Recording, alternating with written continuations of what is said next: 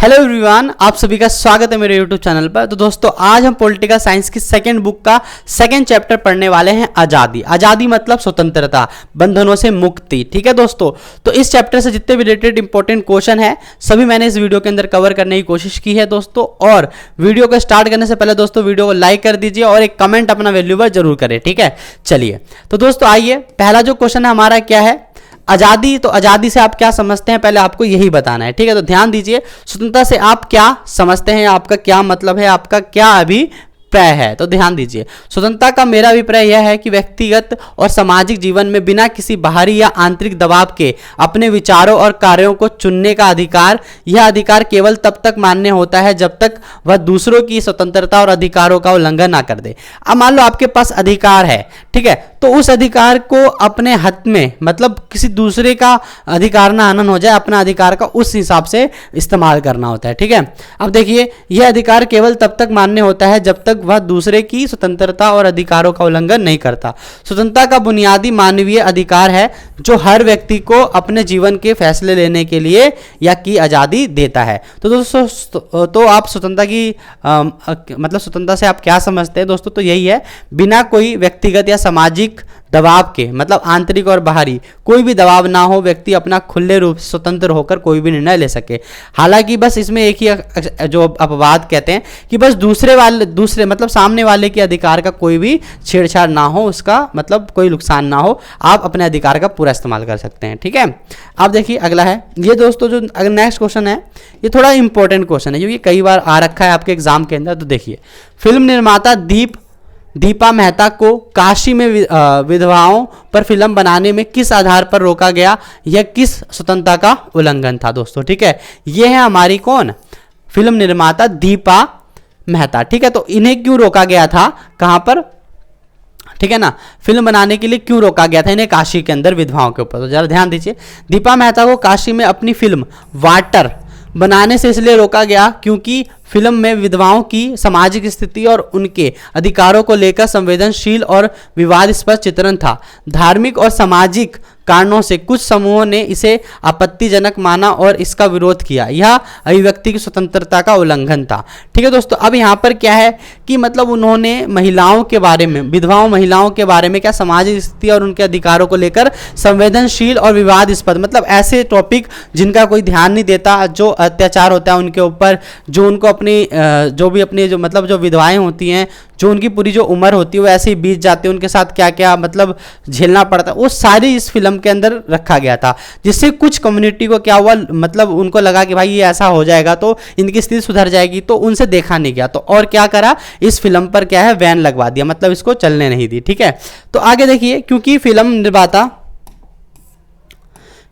निर्माता को अपनी कला और विचारों को स्वतंत्र रूप से प्रस्तुत करने का अधिकार था, इस पर रोक लगाना लोकतांत्रिक और नागरिक स्वतंत्रता का उल्लंघन था। ठीक है दोस्तों, तो इस तरीके से क्या हुआ, जो क्या नाम था इसका, दीपा मेहता, जो वाटर नाम की जो ये मूवी बना रही थी वो विधवाओं के ऊपर थी। ठीक है दोस्तों, और इसको क्यों रोका गया, क्योंकि कुछ कम्युनिटी ने या कुछ लोगों ने इसे क्या करा, बायकॉट करा। ठीक है, लेकिन ये जो था क्या था, स्वतंत्रता, अभिव्यक्ति की स्वतंत्रता का उल्लंघन था। ठीक है, तो इसको जरा ध्यान देंगे, दीपा मेहता वाला जो है टॉपिक आपको। ठीक है, अब देखिए एक चीज है, नकारात्मक और सकारात्मक स्वतंत्रता क्या होती है दोस्तों। देखिए, नकारात्मक स्वतंत्रता सिंपल है, स्वतंत्रता, आपके पास स्वतंत्रता है लेकिन अपनी स्वतंत्रता का आप गलत इस्तेमाल कर रहे हैं। ठीक है, अपनी स्वतंत्रता का किसी दूसरे को परेशान करने के लिए इस्तेमाल कर रहे हैं, तो इस स्थिति में क्या होगा, नकारात्मक स्वतंत्रता हो जाएगी। और सकारात्मक स्वतंत्रता क्या होती है दोस्तों, आपने कोई काम किया, आपके पास स्वतंत्रता है कि आप भाई, पैसा है आपके पास, पैसा रखने का स्वतंत्रता है, उस पैसे को खर्च करने का, तो उस पैसे को आपने सही जगह खर्च किया, गरीबों में बांटा या कोई दान दक्षिणा दे दी या अच्छा काम किया, तो डोनेशन वगैरह के, तो वो सब सकारात्मक अधिकार हो गया, स्वतंत्रता हो गया। या फिर कोई ऐसा काम करना जिससे दुनिया का भला हो, आपका भला हो, लेकिन उसे कोई बुरा ना हो, तो इसी को हम कहते हैं सकारात्मक स्वतंत्रता। अब जरा ध्यान दीजिए, नकारात्मक स्वतंत्रता का अर्थ है बाहरी हस्तक्षेप या बाधाओं से मुक्ति। इसका मतलब है कि व्यक्ति को अपनी इच्छाओं को पूरा करने में किसी तरह की बाहरी बाधा या दखल अंदाजी का सामना नहीं करना पड़ता। यह स्वतंत्रता किसी को कुछ करने से रोकने के रूप में समझी जा सकती है। तो देखिए दोस्तों, नकारात्मक स्वतंत्रता क्या है, यही है कि पूरी छूट, कोई रोक नहीं होगी। ठीक है, जो मन आएगा वो करेगा। ऐसे तो जो मन आएगा वो तो कुछ भी कर देगा भाई, किसी की गाड़ी फोड़ देगा, किसी का कुछ कर देगा, है ना, तो ये सारी चीजें, किसी को गाली भी बक सकता है, कोई भी काम कर सकता है, तो ये नकारात्मक स्वतंत्रता हो गई। आगे देखिए सकारात्मक स्वतंत्रता क्या होती है, का तात्पर्य यह है कि व्यक्ति का अपनी संभावनाओं यानी संभावनाओं और क्षमताओं का वास्तविक में बदलने का अधिकार। इसका मतलब है कि व्यक्ति को खुद के जीवन की दिशा निर्धारित करने की क्षमता हो और उसकी स्वच्छता न केवल बाहरी बाधाओं से मुक्त हो बल्कि वह आत्मनिर्भर और सशक्त भी हो। तो ये सकारात्मक जो है आपका स्वतंत्रता हो जाएगा। तो ये है आपका नकारात्मक और सकारात्मक स्वतंत्रता, ठीक है, ये थोड़ा इंपॉर्टेंट है तो ध्यान देंगे इसके ऊपर।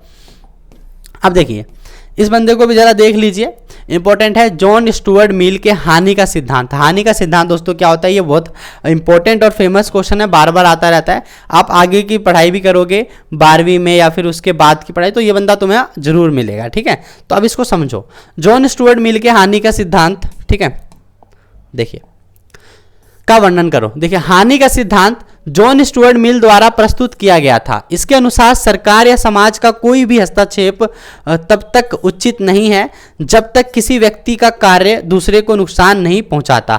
मतलब देखो हानि का सिद्धांत क्या कह रहा है कि हस्तक्षेप तब तक उचित नहीं है जब तक कि किसी व्यक्ति का कार्य दूसरे को नुकसान नहीं पहुंचाता, ठीक है। मिल का कहना था कि किसी भी व्यक्ति को अपनी स्वतंत्रता का प्रयोग करने का अधिकार है। इसने क्या कहा, मिल ने क्या कहा कि किसी भी व्यक्ति को अपनी स्वतंत्रता प्रयोग करने का अधिकार है, लेकिन जब उसका व्यवहार दूसरों को हानि पहुंचाने लगे तब समाज को हस्तक्षेप करने का अधिकार है। अगर मान लो आप कोई काम कर रहे हो, आप अपने काम को अपने काम तक ही रख रहे हो, दूसरे को परेशान नहीं हो रही उस काम से, ठीक है ना, तब तक वो आपके बीच में कुछ नहीं बोलेगा। जैसे ही एक एग्जांपल से समझो आप, जैसे कि मान लो आपने डीजे बजा रखा है, खूब बजा रखे हो तेज तेज, तो क्या हो रहा है, अगला बंदा डिस्टर्ब हो रहा है तो वो आपको बोलेगा भाई अपना आवाज थोड़ा कम कर लो, या फिर आप रात में बजाने लग जाओगे, ठीक है। या फिर आप मान लो अपनी गाड़ी है उसको स्पीड में चलाते हो रोड के ऊपर, तो रोड के ऊपर बच्चे भी जाते हैं आते हैं, आपने चलाई, किसी को लग सकती है चोट तो वो आपको बोल सकता है, ठीक है। तो ये सारी चीजें क्या है, हानि पहुंचाने लगे तब समाज को हस्तक्षेप करने का अधिकार है। इस सिद्धांत का उद्देश्य व्यक्तिगत स्वतंत्रता को अधिकतम करना, लेकिन इसके साथ यह भी सुनिश्चित करना है कि कोई भी व्यक्ति अपनी स्वतंत्रता का दुरुपयोग ना करे और दूसरे के अधिकारों का उल्लंघन ना करे। मतलब अपने अधिकारों का या स्वतंत्रता का पूरा इस्तेमाल करे, लेकिन अपने अधिकारों को इस्तेमाल करते समय वो ये भी ध्यान में रखे कि उससे किसी दूसरे के अधिकार का हनन ना हो रहा हो, नुकसान ना हो रहा हो, ठीक है।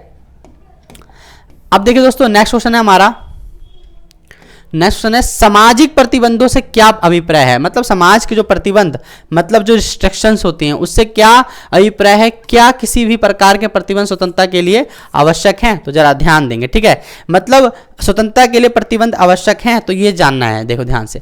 सामाजिक प्रतिबंध वह नियम और कानून होते हैं जिन्हें समाज के सामान्य भलाई और व्यवस्था को बनाए रखने के लिए लागू किया जाता है। क्या बोला दोस्तों मैंने, सामाजिक प्रतिबंध वह नियम और कानून होते हैं जिन्हें समाज के सामान्य भलाई और व्यवस्था को बनाए रखने के लिए लागू किया जाता है।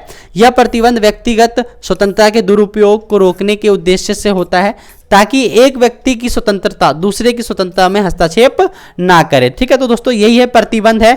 कुछ ऐसे जैसे मान लो मैंने वही बजाया, अब मान लो आपकी शादी हो रही है, आपकी शादी धूमधाम से हो रही है, खूब डीजे फीजे बज रहा है, लेकिन एक समय है 10 बजे तक आप बजा सकते हो, उसके बाद बजाओगे तो क्या रहेगा, रिस्ट्रिक्शन आ जाएगा, लोग जो सो रहे होंगे वो परेशान हो जाएंगे, तो उससे क्या होगा, हस्तक्षेप हो गया उनकी जिंदगी में। तो ये होता है, ठीक है। हाँ, कुछ प्रतिबंध स्वतंत्रता के लिए आवश्यक होते हैं क्योंकि वह सार्वजनिक व्यवस्था, सुरक्षा और समानता की रक्षा करते हैं, ठीक है। क्योंकि देखो कुछ ऐसे प्रतिबंध, जैसे मान लो रेड लाइट है, अब रेड लाइट है तो आपको रुकना पड़ेगा, ग्रीन लाइट है तो आपको जाना है, ठीक है, आप जाओगे, ठीक है। लेकिन अगर आप रेड लाइट पे चले गए तो ये क्या हुआ, उल्लंघन किया, उधर से कोई दूसरा व्यक्ति आ रहा होगा, आपकी गाड़ी उससे ठुक जाएगी, तो भैया आपने अपनी स्वतंत्रता का तो इस्तेमाल कर लिया, लेकिन उस बेचारे का तो सर फट गया, आपका भी फट गया, आपका भी नुकसान। तो इसलिए कुछ प्रतिबंध लगना जरूरी है ताकि जो समाज है वो सही व्यवस्थित रूप से चले, ठीक है। उदाहरण के लिए हिंसा और अपराध पर प्रतिबंध सार्वजनिक स्थलों पर शांति बनाए रखने के लिए आवश्यक होते हैं और यह सुनिश्चित करते हैं कि किसी का अधिकार या स्वतंत्रता दूसरे के अधिकारों का उल्लंघन ना करे। तो दोस्तों यही है जो है सामाजिक प्रतिबंधों से क्या अभिप्राय है, क्या किसी भी प्रकार के प्रतिबंध स्वतंत्रता के लिए आवश्यक हैं। तो दोस्तों ये इंपॉर्टेंट क्वेश्चन था। और दोस्तों एक क्वेश्चन जरा एक बार और ध्यान दो, ये जॉन स्टुअर्ट मिल, ठीक है ना, इनका हानि का सिद्धांत बहुत इंपॉर्टेंट, एक बार और पढ़ा देता हूं, इसका ध्यान दो। हानि सिद्धांत जॉन स्टुअर्ट मिल द्वारा प्रस्तुत किया गया था, ठीक है। इसके अनुसार सरकार समाज का कोई भी हस्तक्षेप तब तक उचित नहीं समझता जब तक किसी व्यक्ति या कार्य दूसरे को नुकसान नहीं पहुंचाता। मिल का कहना था कि किसी भी व्यक्ति को अपनी स्वतंत्रता का प्रयोग करने का अधिकार है, लेकिन जब उसका व्यवहार दूसरे को हानि पहुंचाने लगे तब समाज को हस्तक्षेप करने का अधिकार होता है, ठीक है। इस सिद्धांत का उद्देश्य व्यक्तिगत स्वतंत्रता को अधिकतम करना है, लेकिन इसके साथ ही यह भी सुनिश्चित करना है कि कोई भी व्यक्ति अपनी स्वतंत्रता का दुरुपयोग ना करे और दूसरे के अधिकारों का उल्लंघन ना करे दोस्तों, ठीक है। तो अब जो है नकारात्मक सकारात्मक स्वतंत्रता आप समझ में आ ही गया होगा आपको, ठीक है।